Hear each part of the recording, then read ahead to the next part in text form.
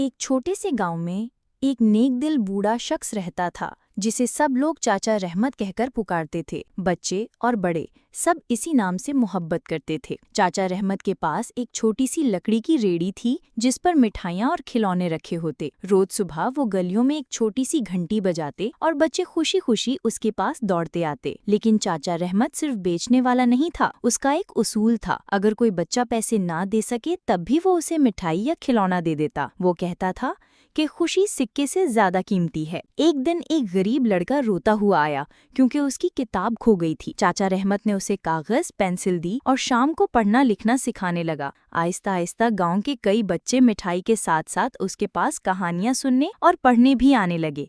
सालों बाद जब वो बच्चे बड़े हुए और उस्ताद, डॉक्टर और दुकानदार बने तो सबको याद रहा कि चाचा रहमत ने उनको नेकी और मोहब्बत का सबक दिया था। चाचा रहमत के जाने के बाद भी गांव वाले हर साल बच्चों को मिठाई मुफ्त बांटकर उसकी याद ताज़ा करते। यूं चाचा रहमत गांव के लिए मोहब्बत, सखावत और नेकी की पहचान बन गया।